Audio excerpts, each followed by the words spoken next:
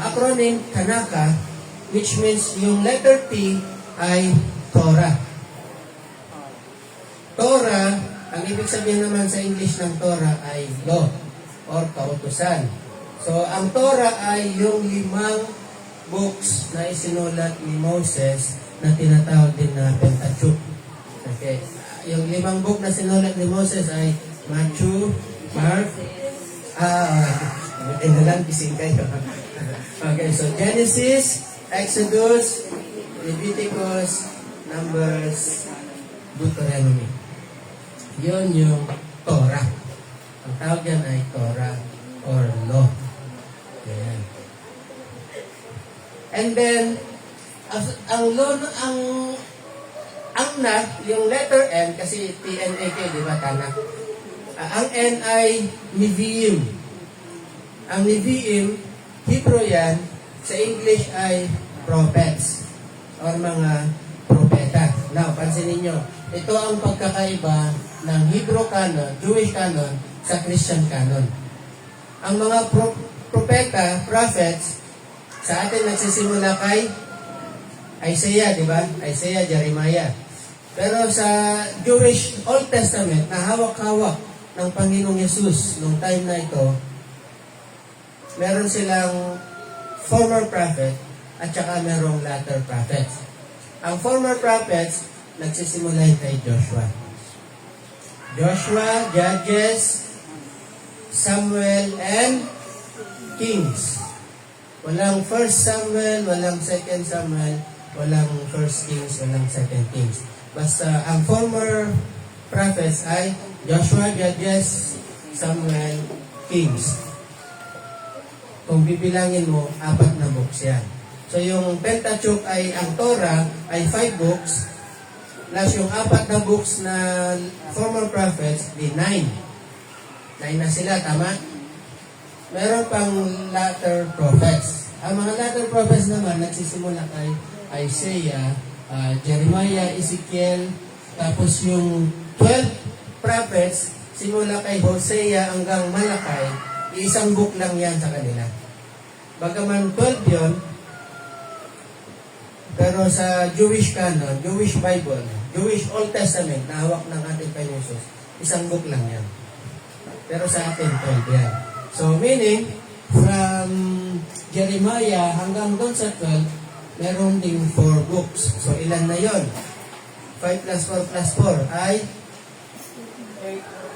9, 10, 11, 12. 13. 13 ba? 12? Okay, 13 na. And then, yung letter K sa Tanakh ay ang Ketubim sa Hebrew, which means writings. Dito naman papasok yung Ruth, Esther, Job, Psalms, Proverbs, of course. Ang pinaka-last book dyan ay Chronicles. Walang First Chronicles, walang Second Chronicles. Basta Chronicles lang. So, imagine mo yung Old Testament ng mga Hudyo, nagsisimula sa Genesis at nagtatapos sa Chronicles. Chronicles ang last book sa Tanakh. Sa Tanakh, Chronicles ang last book. At meron siyang total na 24 books. Hindi siya 39, 24. The same lang yan sa Old Testament na hawak natin ngayon. The same lang yan, walang nagbago. Ang kaibahan lang is, hinati yung Samuel, kaya nagkaroon ng 1 Samuel, 2 Samuel. Hinati yung Kings, nagkaroon ng 1 Kings, 2 Kings. Yung the 12, hinati-hati yan, ginawang isang book.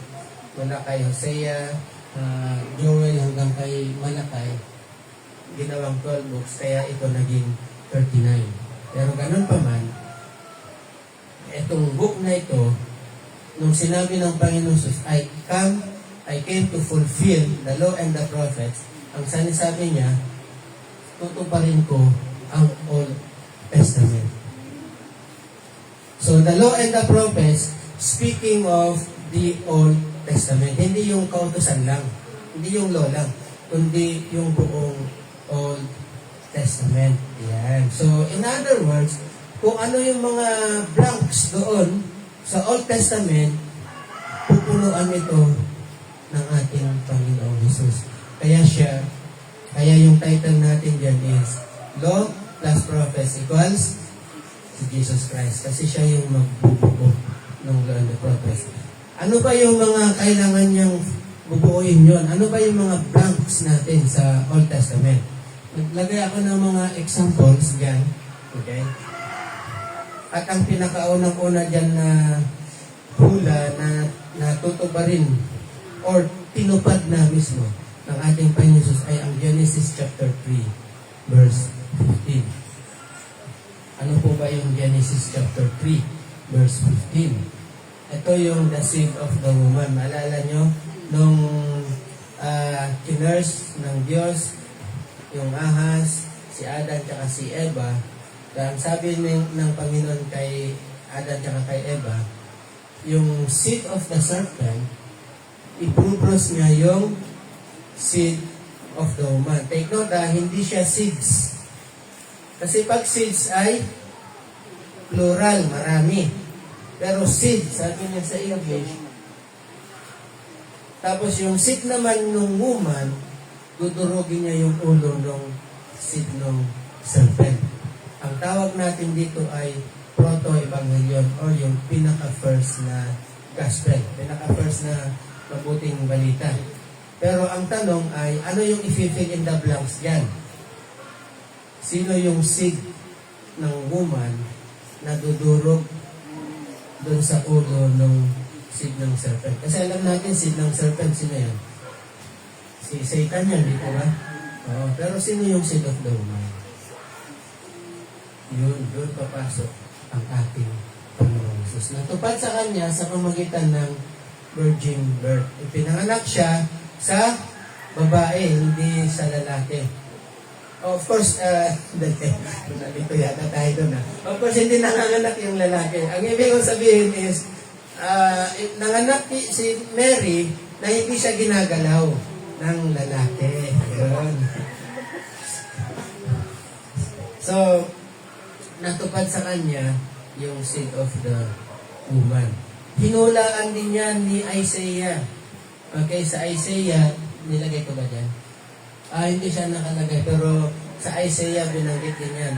Anyway, na-discuss natin sa Matthew chapter 1 or chapter 2 na merong ipapanganak mula sa Virgin at papangalanan siyang Emmanuel. Nang ibig sabihin ng Emmanuel ay God is with us. Yan. So, ito ay mga halimbawa lamang nung more than 300 na na-fulfill sa ating Panginoon. Mula sa Genesis hanggang sa Malakay. Take note, hanggang sa Malakay, natupad ng ating Panginoong Yesus. So, yung Genesis 22 verse 8 na nilagay ito dyan, yan yung sinacrifice ni Abraham si Isaac doon sa bundok ng Moriah. Sa bundok ng Moriah, nakatali si Isaac, sasaksakin na sana ni Abraham, pero sabi ng Panginoon, Abraham, huwag mo na ituloy yan. Meron na akong sacrifice na naka-ready. Doon nga, meron ng lamb doon na nagbukol yung sungay niya sa bush. Yun ang kinuha ni Abraham. At yan din nagsimula yung salitang God will provide or Jehovah Jireh. And the Lord God provided a lamb sa ating lahat. Sabi nga ni John, behold, the Lamb of God who takes away the sin of the world. So, itong Genesis chapter 22, yung blank dyan, sino yung lamb na yon na papalit na siyang magiging sacrifice ng Diyos para sa lahat na fulfill sa ating Panginoon Jesus nung siya ay namatay doon sa krus. Isa-isahin natin. Marami, pero laktawan na natin ba? Alam naman natin Exodus chapter 12, doon sa nung paalis na sila sa Egypt. Siya yung lamb na kinatay, tapos yung dugo ay pinahid sa mga hamba ng pintuan. Na pagdarating yung angel of death, makita na yung dugo ng lamb, papas over niya yon.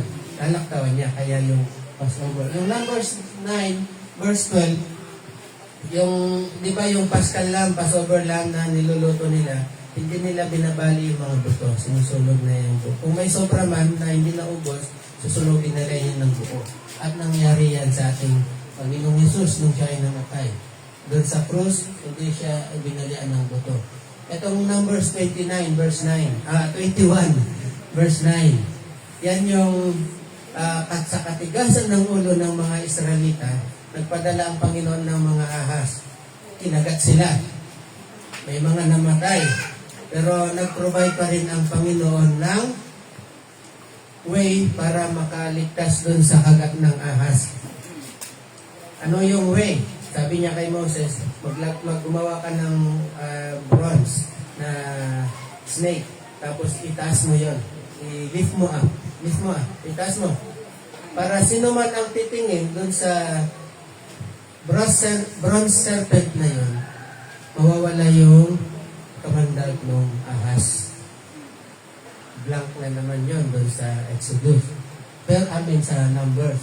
Pero sa John chapter 3, nangyari yan. Diba? Sabi ng Panginoon kay Nicodemo, whoever believes in Him shall not perish but have everlasting life. Bakit? Kasi ipapako sa krus ang Panginoon Jesus nang sino mang titingin sa Kanya at naniniwala ay magkakaroon ng buhay na hanggan. Marami po ito. Marami yan. Nasa 300 plus na natupad ng ating Panginoon Jesus.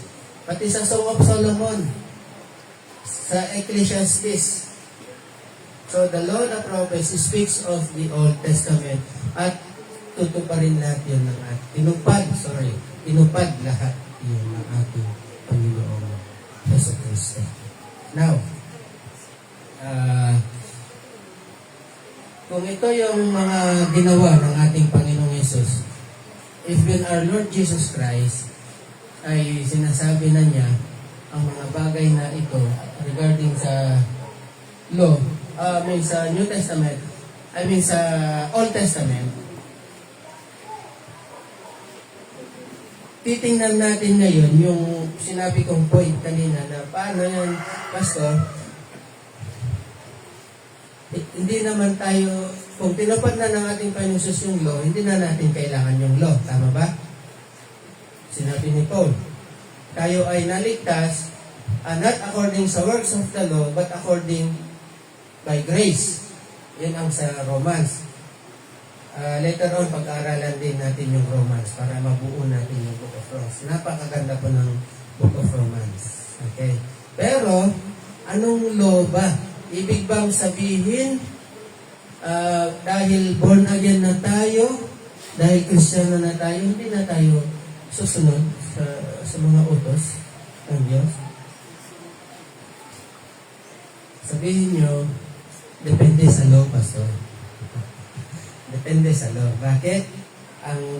Ang Old Testament kasi, or yung law, yung Torah, na-divide yan into, at least dinivide ko sa 1, 2, 3, 4 divisions.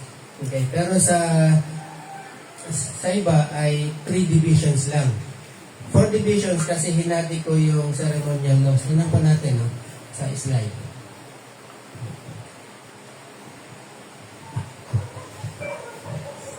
Okay, so yung 4 divisions ng law, meron tayong tinatawag na laws of offerings and sacrifices.